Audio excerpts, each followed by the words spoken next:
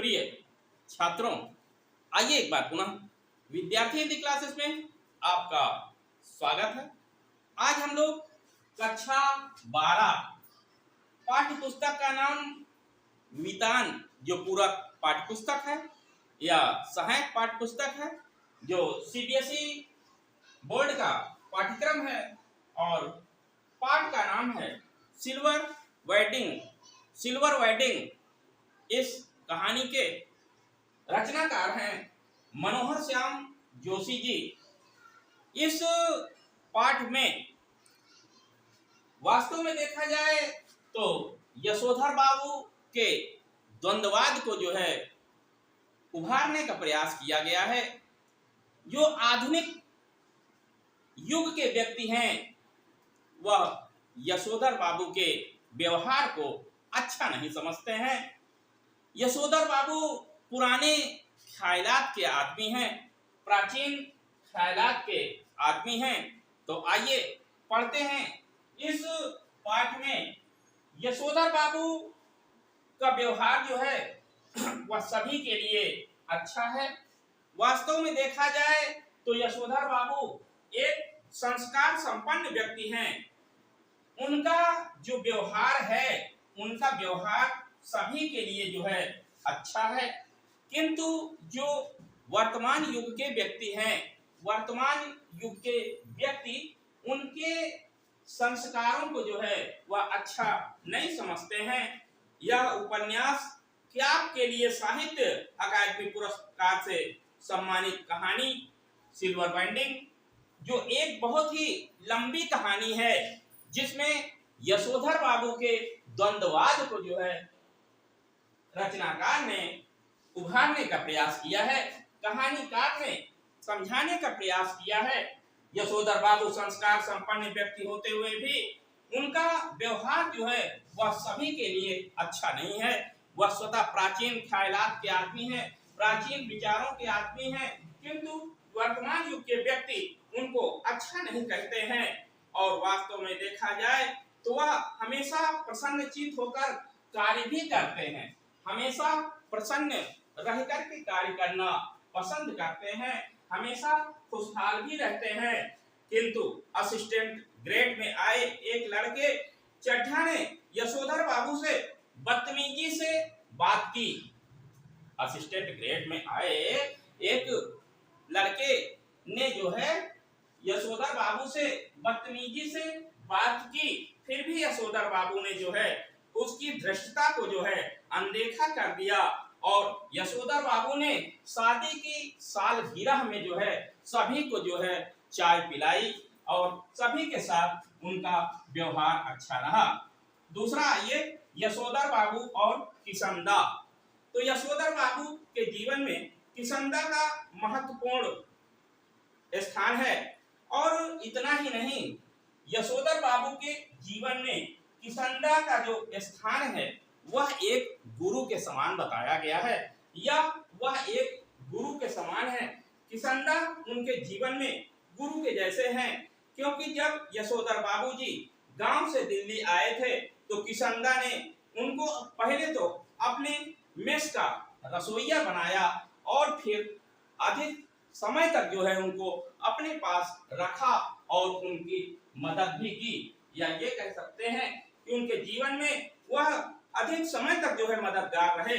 इतना ही नहीं, जब नौकरी भी दिलवाई यशोधर के हर समय में किशनदा सदैव यशोधर बाबू के साथ रहे हैं। और जब उनकी मृत्यु हुई, यशोधर बाबू ने उनके बिरादर से उनकी मृत्यु का कारण उन्होंने जो पूछा, उनके बिरादरी से जो है उन्होंने उनकी मृत्यु का कारण पूछा, तो उन लोगों ने कहा जो कुछ हुआ होगा, या ये कह सकते हैं कि वास्तव में जो हुआ होगा कह करके वह समाप्त कर देते हैं। यही नहीं, किसी को कुछ नहीं आता। यशोधर बाबू का जीवन किशनदा के सिद्धांतों पर आधारित है, अर्थात जो कुछ हुआ होगा, लोगों ने यही कह करके इस बात को टाल दिया और उनके जीवन में किशनदा का जो आदर्श है वह हमेशा जो है कूट करके समाया हुआ है। आइए तीसरा पढ़ते हैं, यशोधर बाबू की विवशता या यशोधर बाबू की लाचारी या यशोधर बाबू की जो व्यवस्था है, कमजोरी है, यशोधर बाबू को आधुनिक युग के जो व्यक्ति हैं वह उनके विचारों को, उनके ख्यालातों को बिल्कुल भी अच्छा नहीं मानते। वास्तव में देखा जाए तो वह उन्हें अच्छा नहीं कहते हैं। यह सुनकर उनको बताना चाहते हैं या मनाना चाहते हैं। यशोधर बाबू को कोई भी बात गलत लगती है तो वे संभाव इम्प्रॉपर कह करके चुप हो जाते हैं।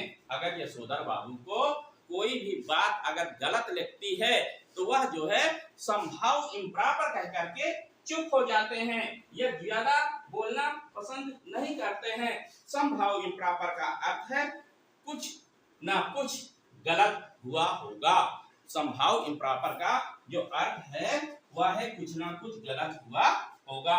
आइए अगला है यशोधर बाबू और उनका परिचय। तो आपको परिचय हमने पहले ही यहीं पर दे दिया है यशोधर बाबू और उनका व्यवहार के अंतर्गत। आइए फिर से पुनः देखते हैं यशोधर बाबू और उनका परिचय।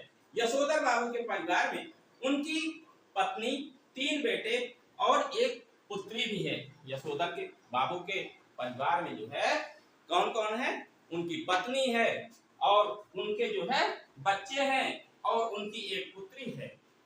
सबसे बड़ा लड़का जो भूषण है वह विज्ञापन एजेंसी में 1500 प्रतिमाह या ये कहिए कि 1500 प्रतिमाह की जो है वह नौकरी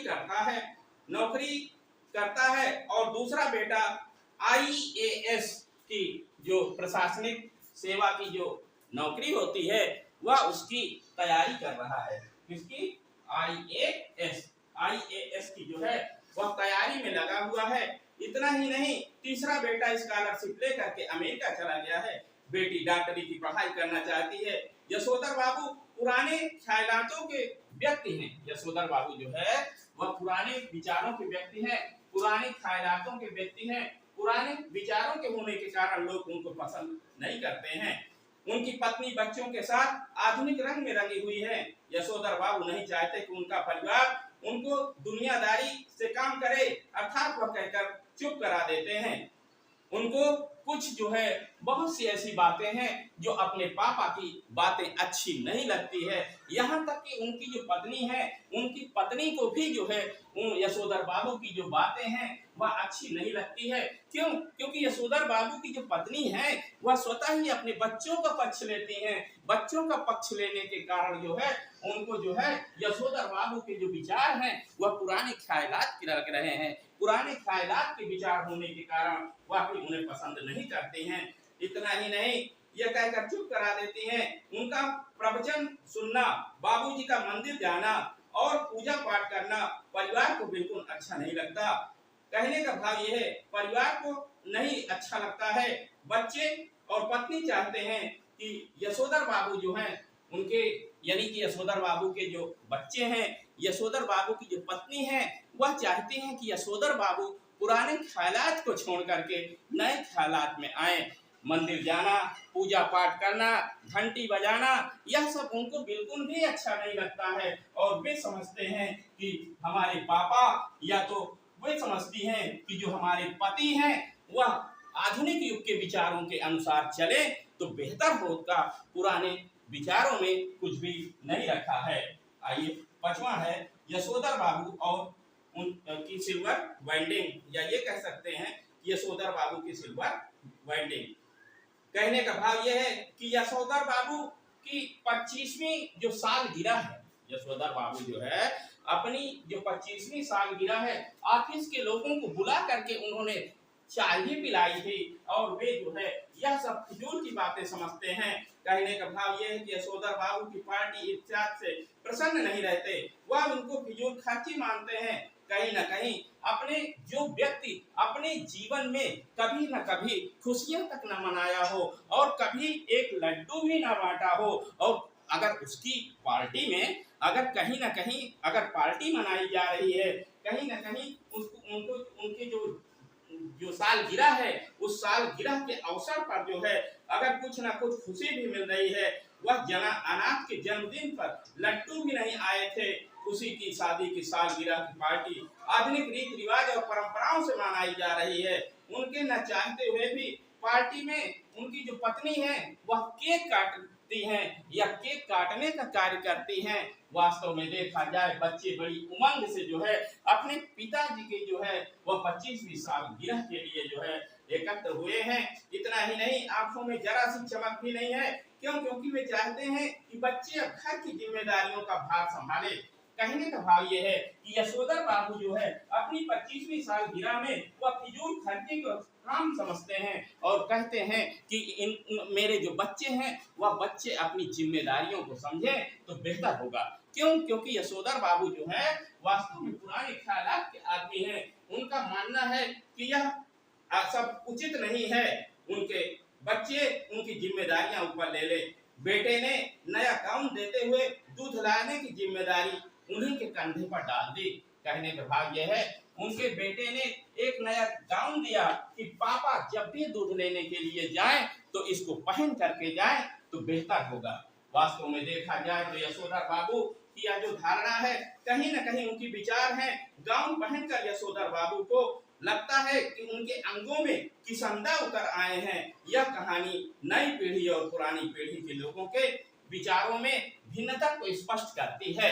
यशोधर बाबू जब भी जो है गाउन पहनते हैं, गाउन पहनने के बाद उन्हें ऐसा महसूस होता है कि किसंदा जो है, किसंदा की जो प्रतिरूप जो है वह उनके शरीर में उभर आई है, वह उनके शरीर में आ गई है। अर्थात किसंदा की जो शरीर है वह जो प्रतिरूप है वह उनके अंगों में आ गई है। और इतना ही नहीं, नई पीढ़ी और पुरानी पीढ़ी के व्यवहारों में जो परिवर्तन आया है उस परिवर्तन को इस कहानी में दर्शाने का प्रयास किया गया है, बताने का प्रयास किया गया है। वास्तव में देखा जाए वर्तमान समय की जो पीढ़ी है वह प्राचीन ख्यालों की प्राचीन परंपराओं को अच्छा नहीं मानती है। वह अपने पिताजी को जो है नवीन परंपराओं के अनुसार ढालना चाहते हैं। उनकी पत्नी जो है यशोधर बाबू को नए विचारों में देखना चाहती है। यशोधर जी की बेटी जो है वह उनका अपने पापा को नए विचारों में देखना चाहती है। किंतु वास्तव में देखा जाए तो यशोधर बाबू स्वतः प्राचीन परंपरा के मानने वाले हैं और उनका यह सब बिल्कुल भी अच्छा नहीं लगता है। उनको यह सब बिल्कुल भी अच्छा नहीं लगता कि बच्चे फिजूल खर्ची करें। उनका मानना है कि बच्चे उनकी जिम्मेदारियों को, अपनी जो जिम्मेदारियां हैं वह मेरी जिम्मेदारियों को भी समझें। और कहीं ना कहीं यही सब बातें जो है द्वंद्ववाद की स्थिति लेकर के आती हैं और यशोधर बाबू के अंदर द्वंद्ववाद की धारणा जो है हमेशा बनी रहती है। तो प्यारे बच्चों, बार बार जो है आपको हम यही कहना चाहेंगे कि व्यवहार में परिवर्तन इसका मुख्य केंद्र बिंदु है।